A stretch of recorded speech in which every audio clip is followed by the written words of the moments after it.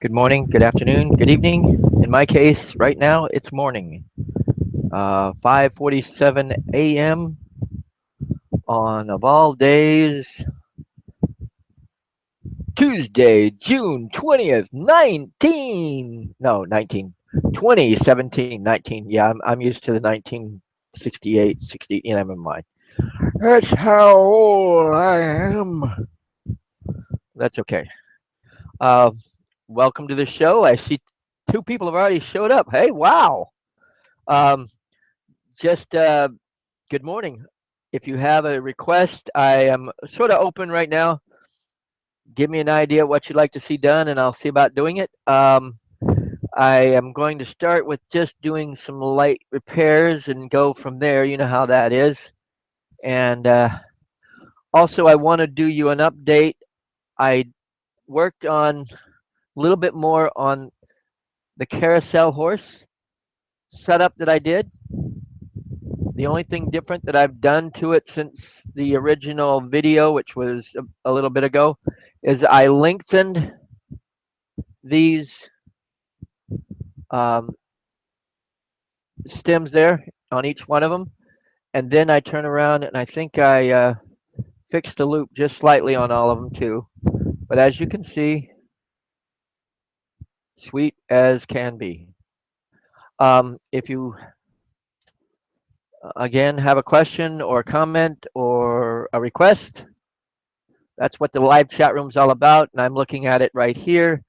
And the camera's right here for right now until I switch on the um, overhead, which is going to be real quick here. I'm going to turn on just the 10 liter per minute at this point and go from there. And if we don't go from there, we're going somewhere, right? Okay, where is when you've got two monitors to flip back and forth through, you got to make sure you're doing what you got to do. Okay, overhead. Now you can see the good old fashioned shot right here. I'm going to go ahead and start with, of all things, I've got a couple of mermaids still to do, so I'm going to do some more mermaids and go from there. First of all, let's light up the torch. And as you can see, I did not have a pair of didymiums on, but I have a didymium lens in front of, right in front of the camera, which is a cool thing. We'll get there. There we go. Fire. There we go. Yeah. Fire. Fire. Okay. Hello. Like I said, I'm surprised that there are two people watching already, but that's what life's all about, isn't it? The curious get curiouser. I'd have to say it this early in the morning, they have to be in Europe somewhere. Couldn't tell you for sure, but hey, who knows? And if you're looking or watching on a cell phone and you want to join in on the chat, you scroll down to the bottom of your cell phone picture there, and there is a little thing that you can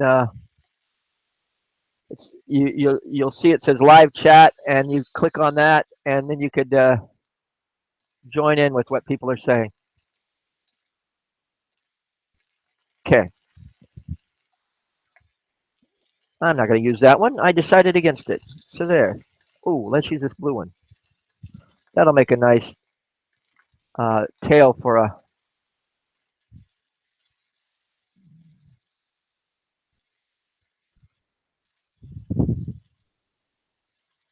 Over the camera lens, I do have a didymium lens, so it's not going to be as bright as it could be. And over where I'm actually doing the work, I've got a lens that I'm watching. And so all I have to do is just, if I'm wearing the didymium lenses and my glasses, it's kind of hard, but with this setup, it's like a face shield and gets you the didymium lens going, and I don't have to wear two pairs of glasses at once, which is cool. Cool. Okay. Okay. Now, we'll use this one. Looks like it's a round ball ready to go. So we're going to make that the body of this mermaid. Never hurts to do mermaids. I live next to the, I live right on the East Coast. Right. I mean, spitting distance to Atlantic Ocean. Um, I could walk less than a mile from my house and be swimming in salt water. Literally. So that's how close I am to the ocean. Actually, the salt water that I'd be swimming in would be the sound, Bogue Sound, but it'd still be salt water, which is close. You know, it's just an inlet from the ocean itself. Um, questions, answers? Anyone? Anyone? I feel like Ferris Bueller's teacher. Again, with the mermaid arms, I usually put them off to the side like this, which is the L bend shape. And that way they're out of the way, but then shapeable if you want to put them in a praying or a hello, a wave like hello or whatever you want to do to it after the fact, which is okay. That's what I'm going to do after this one, unless I get a request from the audience, is I'm going to do another conch shell, a whelk shell if you want to be more precise. We'll see how it goes. Okay, there's the head to this mermaid. Now with the hair to the mermaid, it's I touch it to one side, draw it down like so, and then I bring it around and touch it to the other side and draw that down, and then do a little bit of there in the middle like so, and it makes it a nice cluster of hair. And if you think about it, you could also use the same technique to do like beards on wizards and stuff. Now to the sides of the mermaid, I do this where I heat up some and just touch and curl around, and that sort of adds a little bit of body and also hair to the sides of the head, and it looks pretty nice. Simple but effective.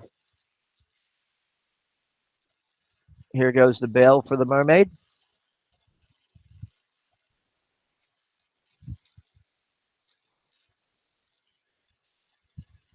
Okay.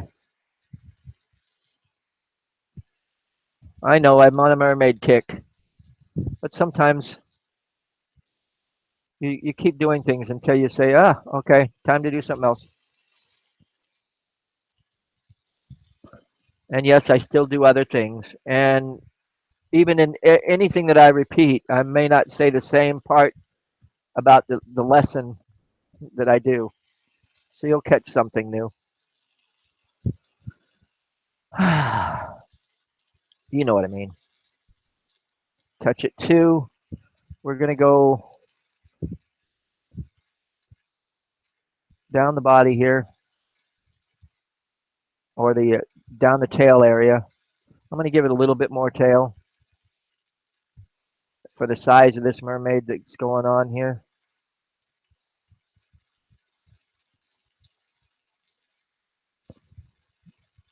Now, I usually do a S curve to the tail itself. And for some reason, I'm going to give it a flatten out the tail a little bit more to widen it up because it looks a little thin for the rest of the body. And the way you do that is just by pressing it out a little bit with tweezers if you happen to have them. And it looks like mine just jumped off the table and don't want to be around. Oh, here we go.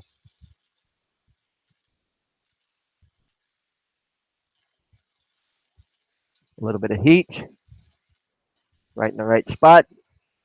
Press and widen. And since it's going to be sort of like a pendant piece or a dangly piece somewhere, this should be fine. There we go. Let's give a contrasting color for the tail.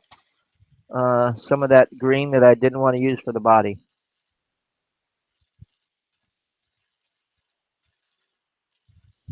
Here we go.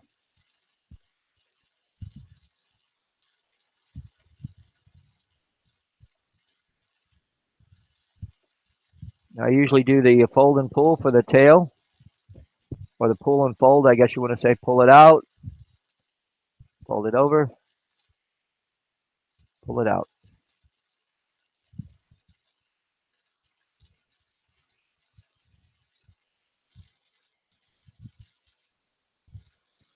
And you got to make sure that you're sealing the parts together well, that you're not just sticking two pieces together, but it's becoming just one piece of glass, which is a very important part of any sculpture you do.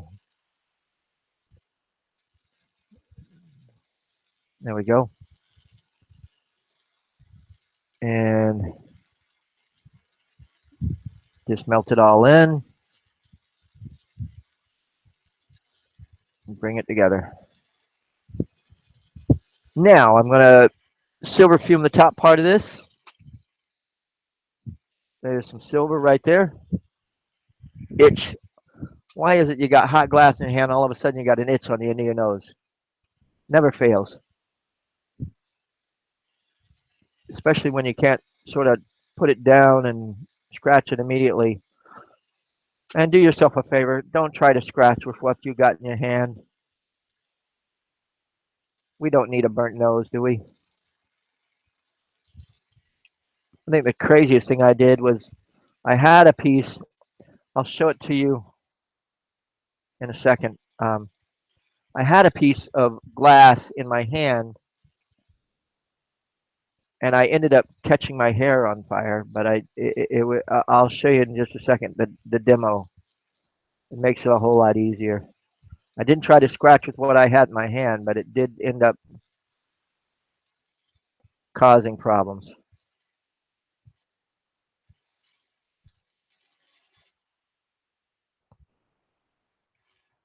Getting down to a single flame with one oxygen source, that makes a difference when you're fuming with silver.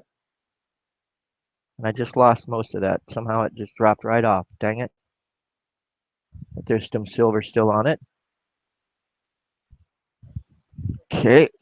Heat and press.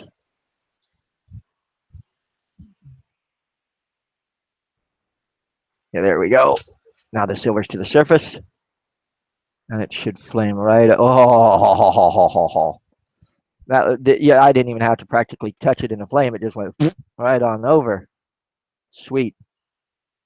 You get it the right temperature at the right thing, it just literally jumps from one piece to the other. Okay. That's one more mermaid down. Now I'm going to do a whelk shell or conch shell, whatever you want to call it. So one thing I like about some of the lessons that I give is that the people who take these lessons to heart have their own style and technique that they bring to the table and start making it 10 times better than what I could ever do with it. And that's like, wow. It's surprising, but it's a great feeling to know that I've helped inspire good and great artists into doing better and better pieces. Okay, conch shell. It's a basic design. I'm not going to do it very big, and I'm going to do it in this blue color. Why not? Don't have too many blue conchs, right? And again, if you want to say something in the chat room, type it in. If not, that's fine too. I understand. Now, let it melt down, and I usually, it almost looks like a, basically it is an ice cream cone, is what you're trying to make the whelk or conch shell, for the whelk or conch shell, I should say. Okay? And what you need is, I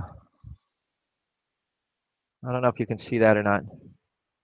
No, you can't. I got to tilt this back a little bit, just slightly, so you can see what I'm doing. Now I'm heating it up. And then I'm putting sort of like a point to the top of this, like so.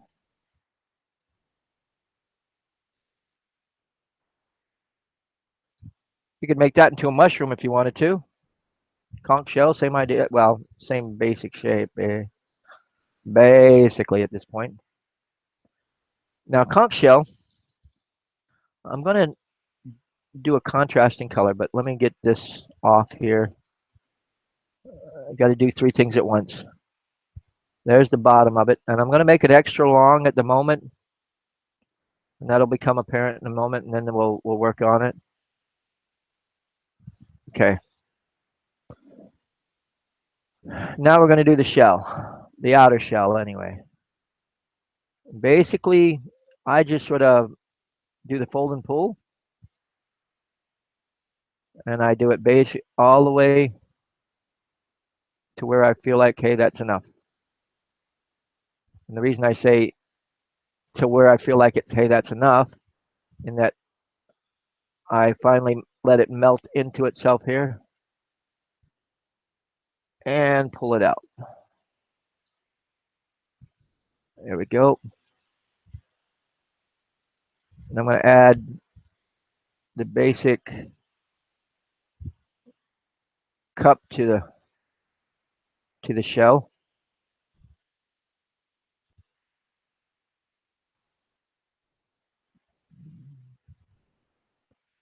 Now we're going to start having a little bit of fun. I'm going to add a contrasting color now to really build up this conch. And what I mean by contrasting, I've got blue here, so I'm going to use green, a jade green. Get a nice cold weld here, or that wasn't better than a cold weld at the bottom of the shell there. Okay, here we go.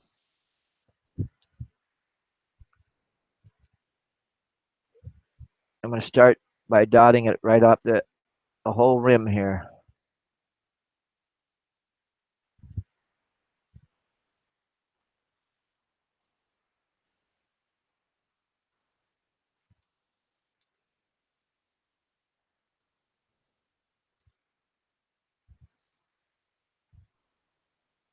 And that's what makes it look like a conch shell. The spiral going to the top.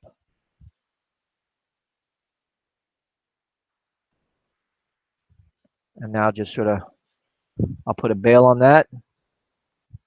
That's a simple conch shell. Again, if you have a request or would like to see me do something in particular, now's the time. I'm about to finish with this conch or whelk or whatever you want to call this type of shell. I'm having a fun today, today, the morning, whatever.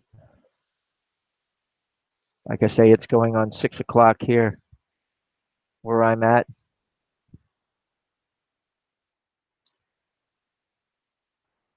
And today I feel like I'm probably going to do a half a dozen, or no, I say a half a dozen, probably about 2 or 3 shows today if I can. Maybe one in my tobacco pipe genre and a couple of these just to keep up with what I'm not been doing lately and get better at it. Okay. Now I'm going to pull this off. And we got one conch.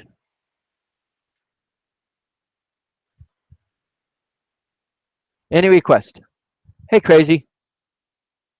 Oh, yeah, your morning constitutional getting up. How are you today?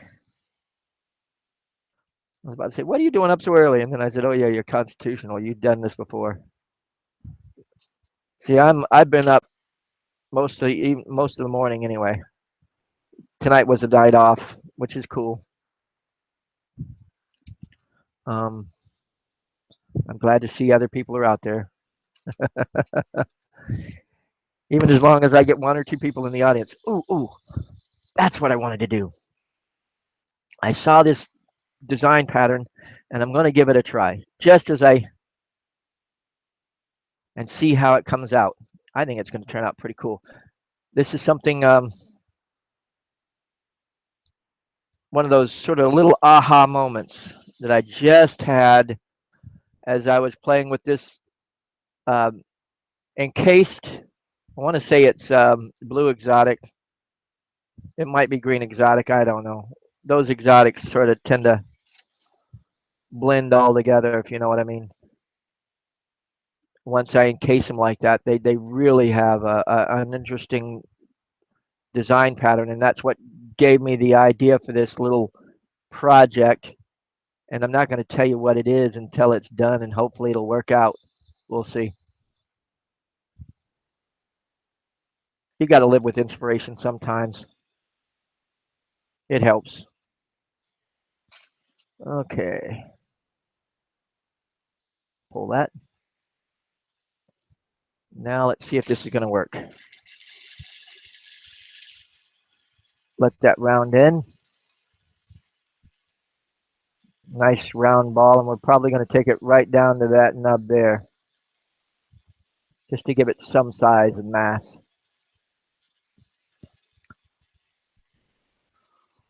I don't know where I saw it from, but crazy. I saw your penguin, and then I looked at the date and realized that was 2008. That's been around for a while. Um, that's interesting. What it must have done one of the nostalgia things or something. But all of a sudden, I saw your penguin demo, which is pretty cool. Okay,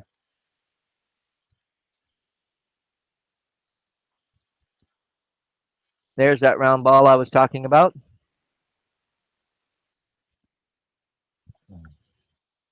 Now, let's see if I can make what the idea that I have to work.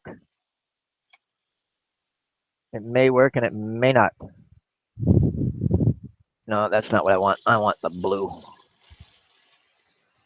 No. Of course, every one that I'm going to reach for at this point when I want the blue, ah, turbo cobalt. That's what I wanted. And I found some. Yay.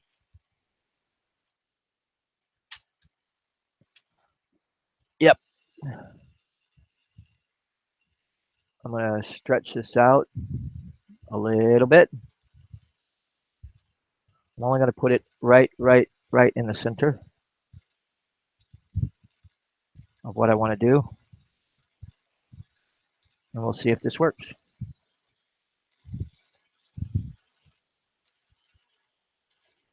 We shall see the results real quick. First, you got to heat up right at where you're going to make the insertion of the turbo cobalt. Let it flare out a little bit. Now let's see what we got.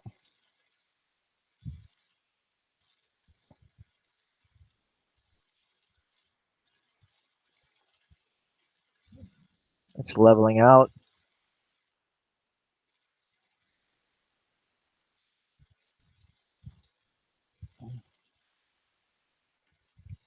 Okay.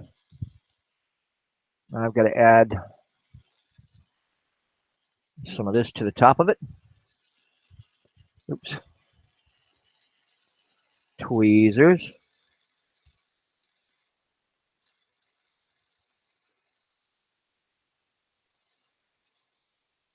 That's when I was a little faster.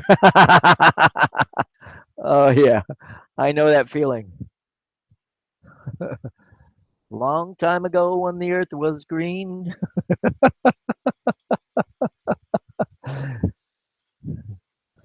What's that old song? Ain't as good as I once was, but I'm good once as I ever was. Now they'll probably get me on copyright laws on that one, right? Okay.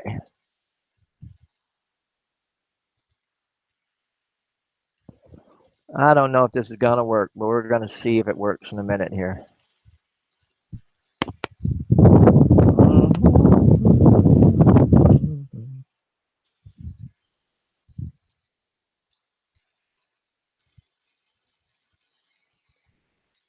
Did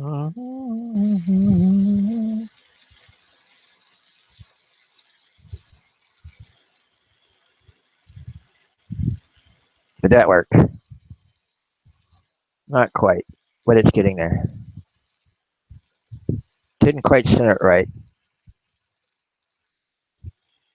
Let's try it in that one.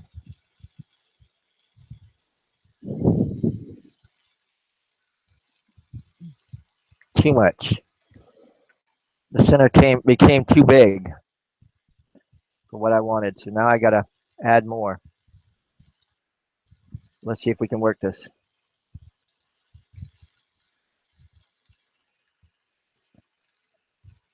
Yeah, you're going, what in the world is he trying to make? I know, I know. I'm always that way. Well, not always, but it's good to have mystery in your life once in a while, isn't it? If everybody knew exactly what you were doing, they wouldn't be watching. They'd be going, nope, seen it, done that, been there, done that. So no, let's go on. Did this work?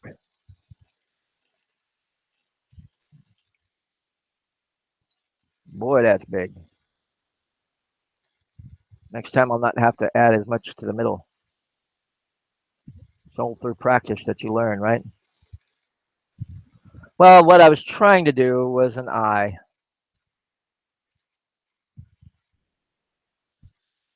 You can see it nice and glowing at the moment, but you can't see much else. I was hoping that it would turn out pretty interesting. Now let's see, what do I have? Will this work? Yeah, that should work.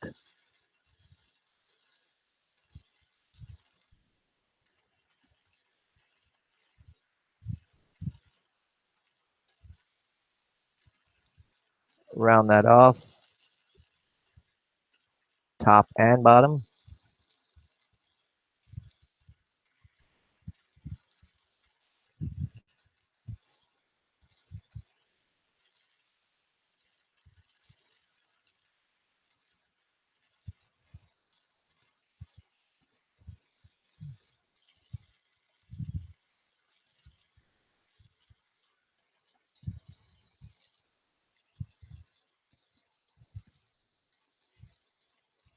With no film on it,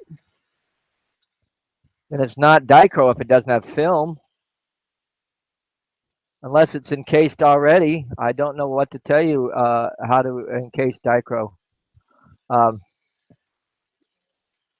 how do you work dichro with no film on it? Is it sort of like a coating, but you can't see the coating? I'm not familiar with that type of dichro. I don't think.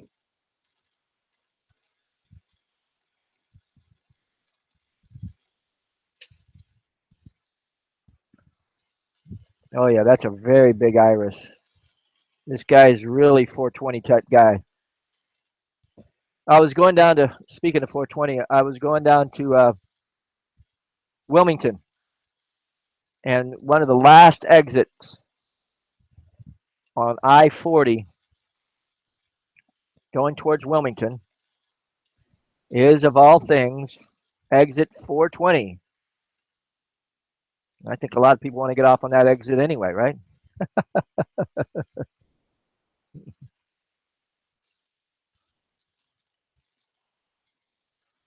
But again, if it has a film on it, you always put the or reflective side up, and you can usually tell what side is the reflective side, and that is the film side. I don't know how to tell you otherwise, um, because without a film, it's not really, to me, it wouldn't be dichro, unless of course it's already the dichro is encased in the glass already. I'm not familiar with it. Starship. Oh, not familiar with that. The last couple of, to tell you the truth, the dichro that I've been working is over 20 years old. Well, not 20, but close to it. I got it back in the late 90s. Picked it up for a wing and a song, about $10 a pound. But it would still have a film side, whether it doesn't look like it does or not. And the way I can tell whether it's a film side or not is is looking at the edges of the glass. If you can see, let me show you the type of dichro I have, and then you could maybe get the idea. Maybe it might give you a little bit of a hint. The only other way I could tell you to do it is to send me a sample, and I could try playing with it and see what I can come up with. You know, it doesn't have to be very big, like about less than a quarter of an inch or so. Well, oh, half an inch square.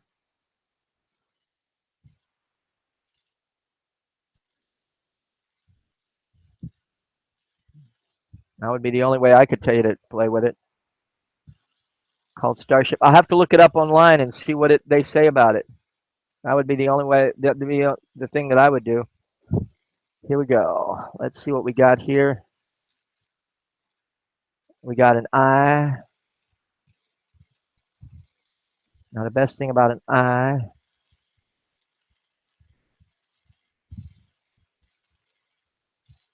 is rounding it all in, heating it all up, making it look nice.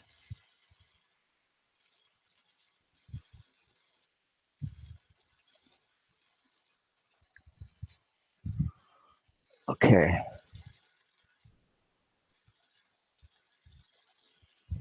Let's see. Pick a top.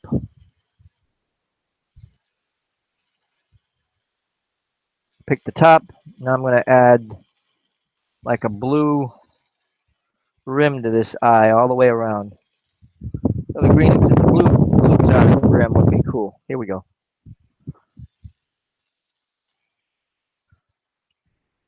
Add some more flame. Melt more at one time.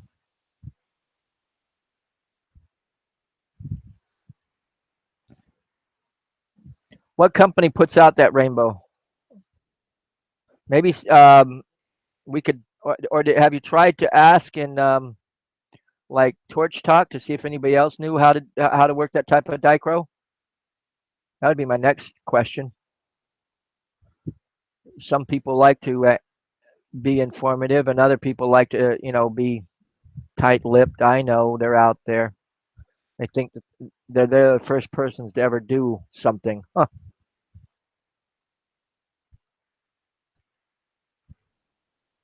Okay, now the outer edge down at the bottom.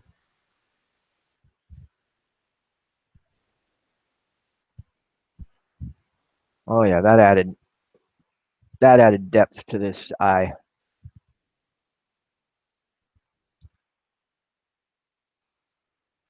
There we go.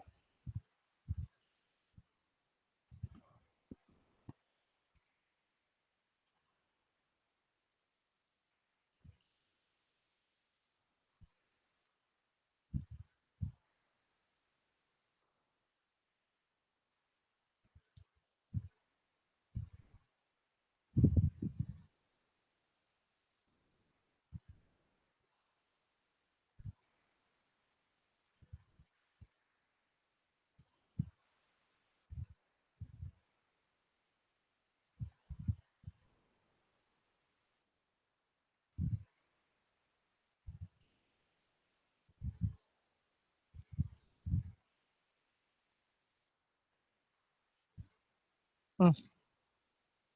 There we go.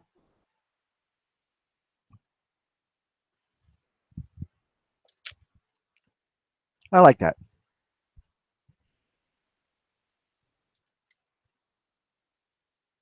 I like that indeed. It all cools down, and then you can see the rims of the colors and stuff. It'll be pretty cool, I think.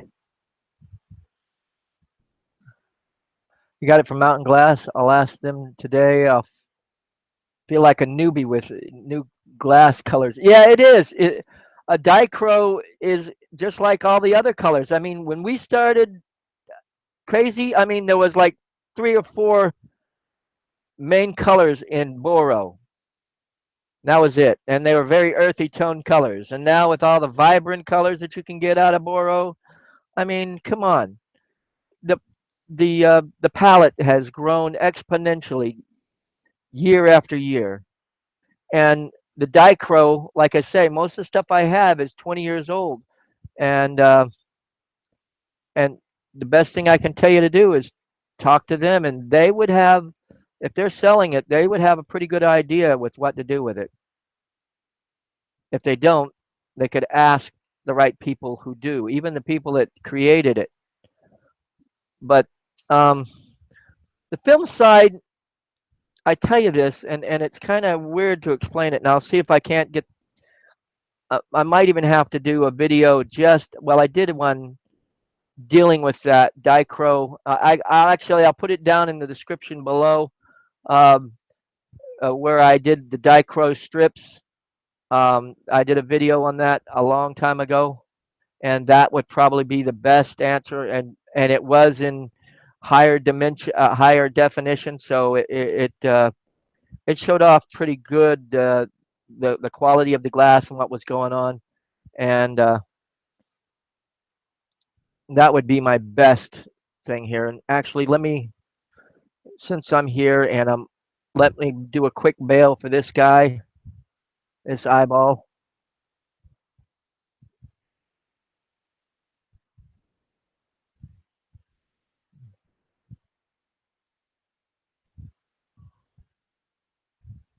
Here we go.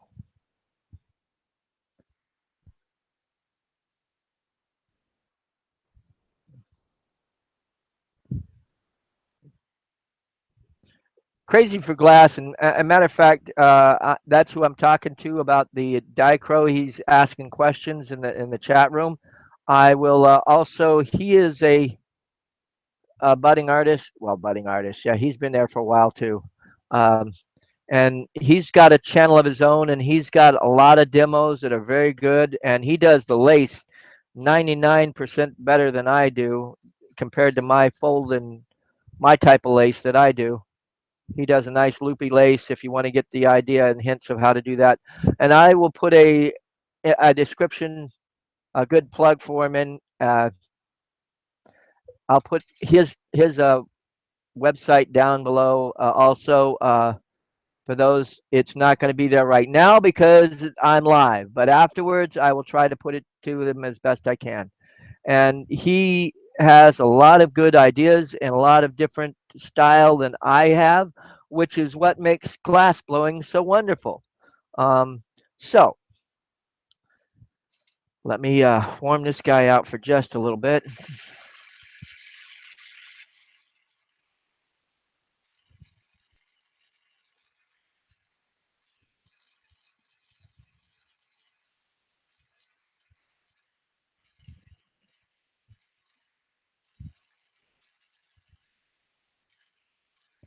I get into an eye mood once in a while to see to the center of my.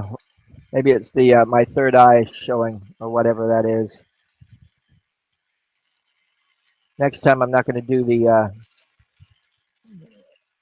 pupil of the eye as big.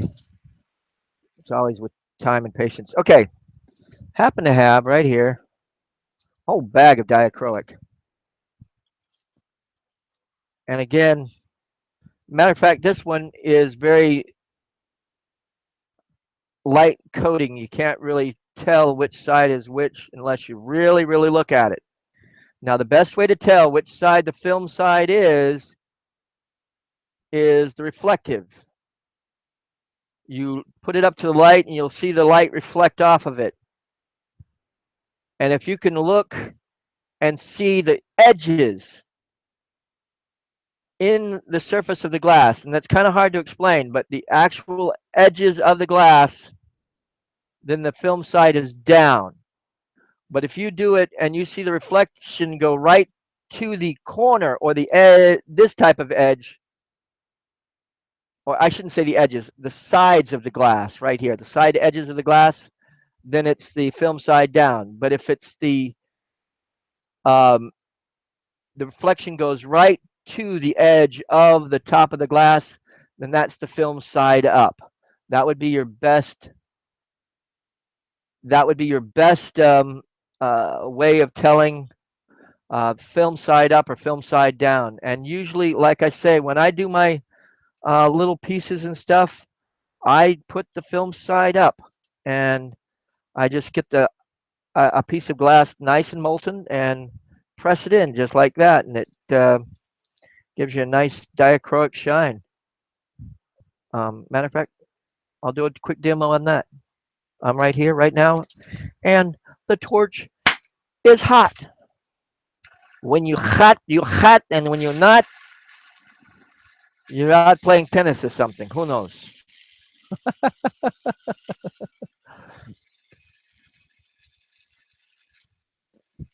Um, so film side.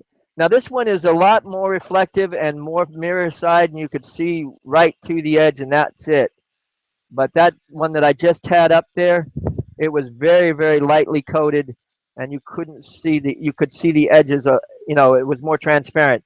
And that's the best way to describe the film on dichroic that I know of. But like I say, they're always coming up with something new in different directions, so I'm not sure of 100% of what I could tell you. You know what I mean? Now this is what I do. Matter of fact, I'm going to make it just a little smaller. Cut off a couple of corners here, like so. And I just nip it with the wire cutters to get just the edges that I want. And I can usually get a nice square out of it.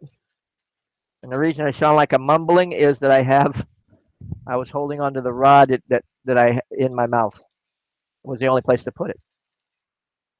Like you've never done that before, right? Right. Okay. Mash it down, make a nice Maria. I usually do it down to the size, just a little bit bigger than the size of the dichro that I'm working with. Just a little bit, not a lot. Okay. Mash it down. And then I get it nice and molten and press it in like so. And then I heat it up again and melt it right on in. And that film is on the inside edge of that. And there you got your barrier already, and it's not going to burn the dichro all the living daylights out of it. And that can happen in a heartbeat with dichroic glass. Okay. That is not what I want. Here's what I want right here. And when I do coating with the dichro, and I usually do it for the reflective color anyway, I'll add a nice strong color to the back of where the dichro is, right to the edge of the dichroic glass, like so.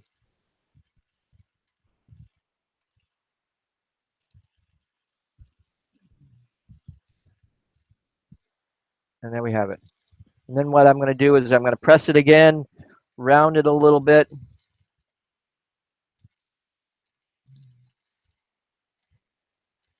Like so. Oops, got a little bit of that piece of glass in there. Knocked it off.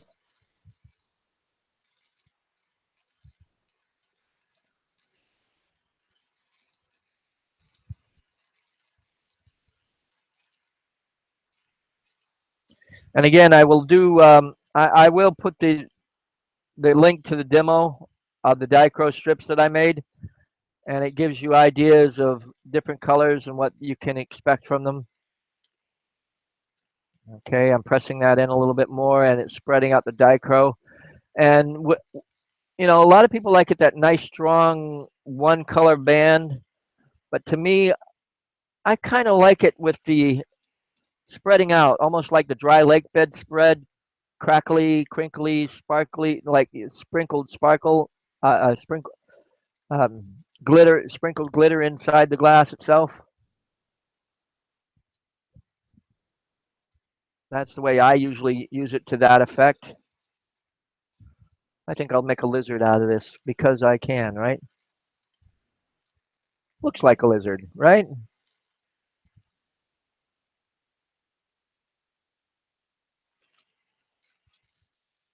Like so. Now I'm going to stretch this out. I want to see a demo on it if you get the idea of what you have to do with that dichro. See how you came out with it.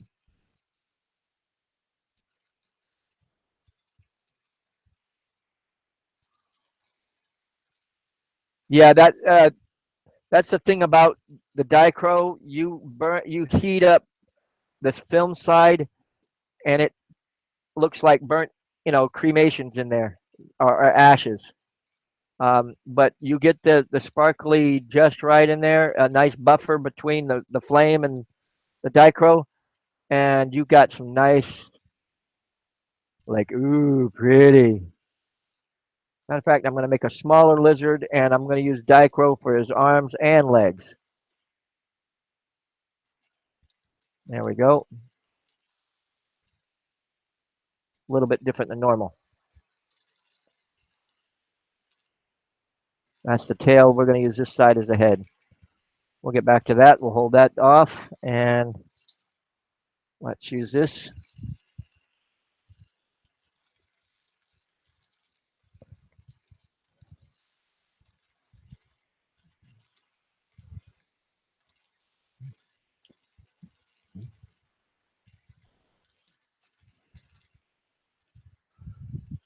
And don't feel like you're the dummy with the dichro. You're not the first person to make mistakes with it, and you won't be the last person to make mistakes with it. You think I did it right the first time? No. But the thing that helped me to have a little bit more courage with it was the price that I paid for it, which was $10 a pound. And with that, I was able to feel like, hey, if I screw it up, because even then, dichro was anywhere from 60 to 160 a pound back then, and it's still that same price range for good dichro now. So it was, but to get it at that price, I was able to learn how to really make something out of it, and learning how to work it cold like I do. And if you learn which side's up and you want to warm it a little bit before you put it in a piece of glass and then embed it, it would probably even give you more than what I can get out of it. So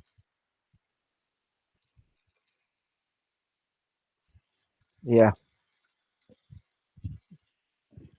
I don't know how many times I felt like Homer Simpson going, "Don't, don't," with something I did, and you hear me constantly going, "Oops."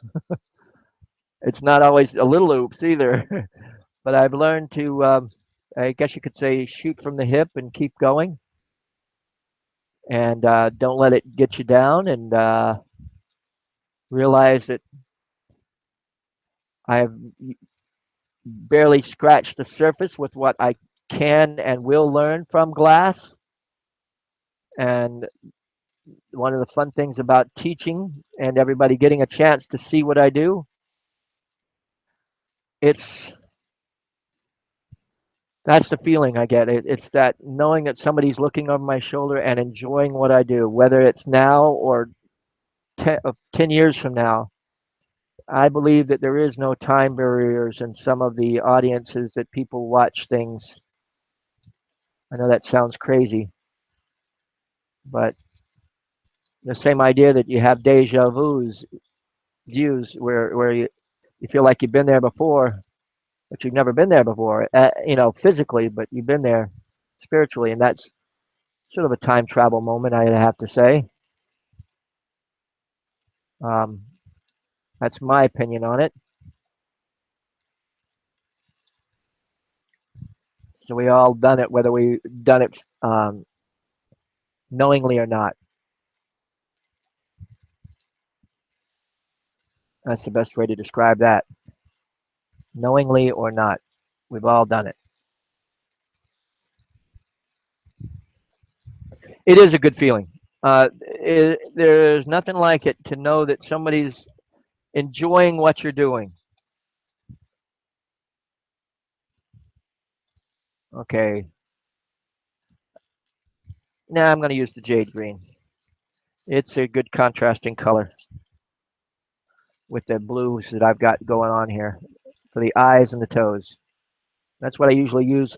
I use a nice contrasting color for a variation on the eyes and toes on any lizard that I do. If I got blue, I'll use green uh, for the eyes and toes, and if I've got a green lizard, I use blue for the eyes and toes. So it's one way of,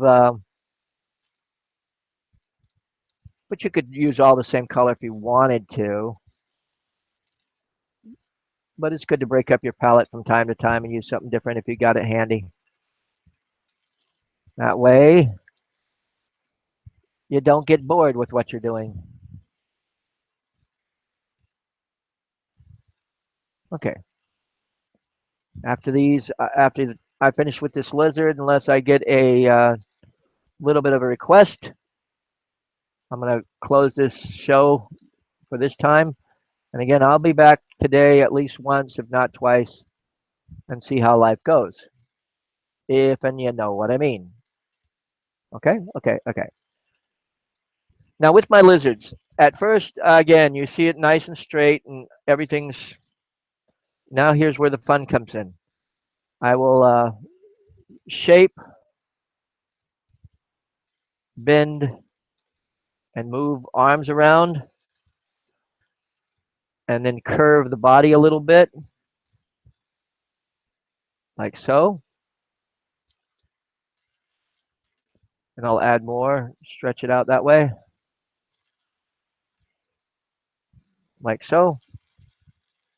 This is where you can move, manipulate, and put things the way you want it. There we go. Now, usually, whatever direction I curve the body, I curve the head in the other direction, like so.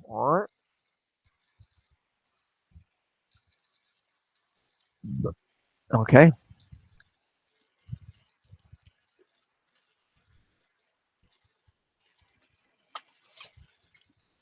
Now the tail. Cold weld to the nose.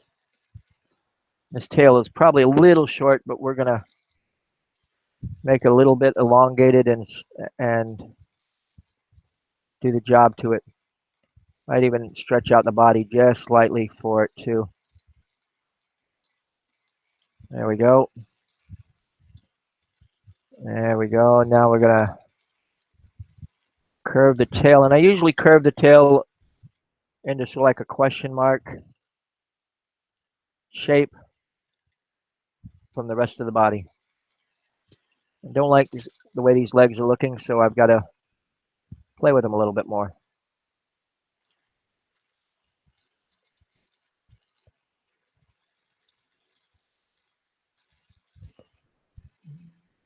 There we go. And I think I'm done.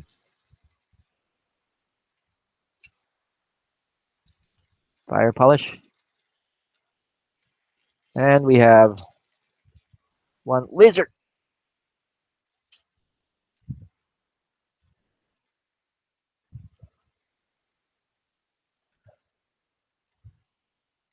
And your fellow Tar Heel too, which makes you even cooler. Thanks. I was trying to read my co-guy. My co-guy? That's the best way I can describe his name. 710. Love your videos and your fellow Tar Heel too, which makes you even cooler.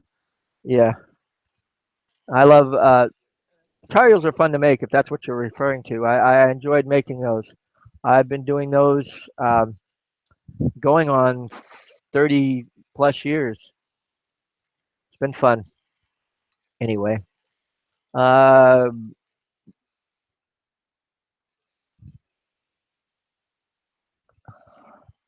that looks good. Yeah, the lizards are fun.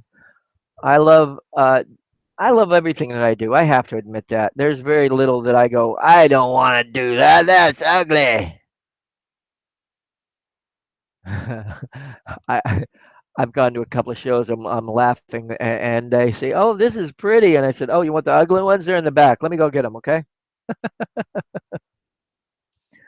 Um, Thanks for watching, people. I appreciate it. And if you have requests, Michael Guy, that you would like to see me do in future, um, I'm closing for today for right now, but I'll probably be back this afternoon or this evening and do at least one more show. And I'm also going to put connections to my um, piping hot art glass channel. There's a few things I got to put up there because to let people know, like Crazy for Glasses channel, also I'll put up there.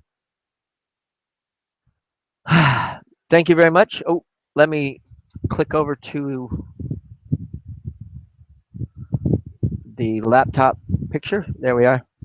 Oh, and the demo or explaining.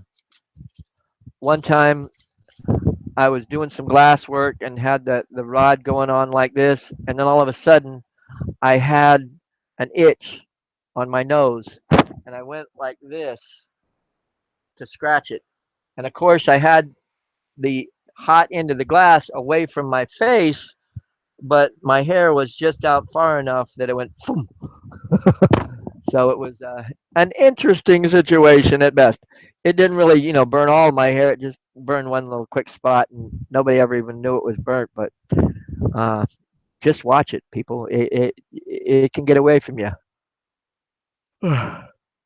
So, without further ado, thank you for being there. And as always, carpe vitro and enjoy your day.